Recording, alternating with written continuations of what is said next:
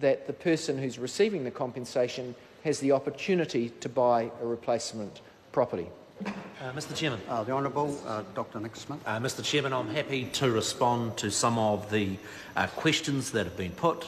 I welcome the broad support in the Parliament for being more generous in the Public Works Act. I think every member of this House would see $2,000 that was set in 1975 as pretty raw for the disruption to a property owner and the impacts of the Public Works Acts of taking a property. There are three things that are done in this part. Firstly, that is lifted to $35,000. Secondly, there's a further incentive payment that is set for settling quickly. And thirdly, there's an order in council power to adjust that into the future so that it isn't so out of date. I do want to comment, Mr Chairman, that this is actually a really important provision aligned to the infrastructure challenges that New Zealand faces. So often infrastructure projects are held up, sometimes for years, because of very strong disputes over the levels of compensation and the fairness of either a local authority or a Crown agency acquiring someone's property. Now, there's nothing magical about the $35,000 increase from the $2,000 that was set in 1975. It is related to what we think is being fair to both the taxpayers as well as the property owner. I don't agree with those that say that should be proportional to the value.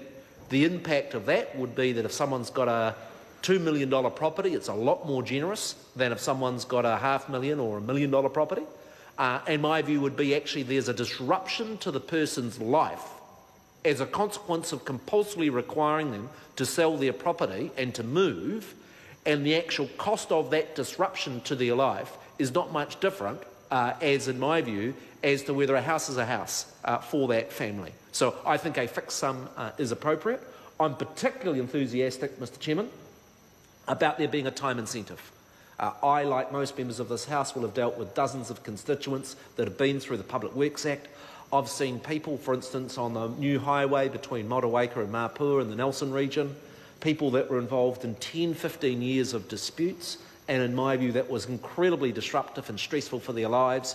Actually putting some extra money on the table and getting these things resolved more quickly is actually in the interests of the public authority to be able to get on and build the infrastructure, but also for the families that are affected to be able to get on with their lives.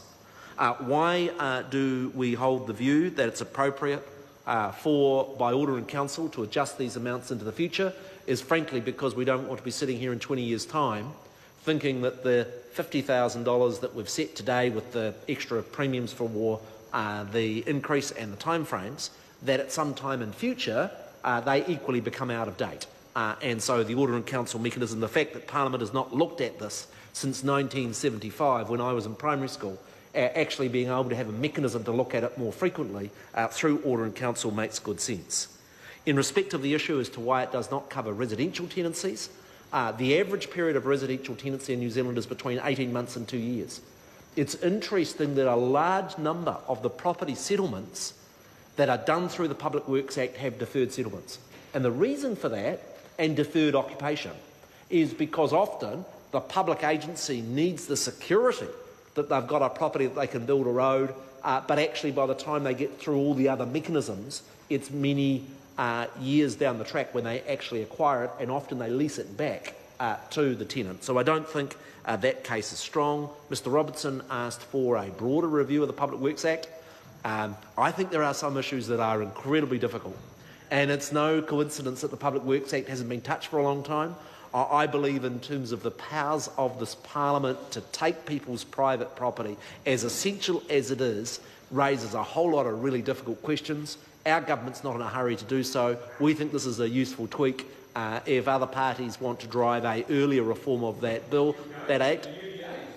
Oh no, there are provisions in the UDA proposals that make change to the Public Works Act, but we don't have it on our schedule at the moment. But we think these are useful amendments, and I think there's actually pretty broad consensus across the Parliament that these provisions are useful. The Honourable Ruth Dyson. Thank you very much, Mr Chairman. I understand that when we're discussing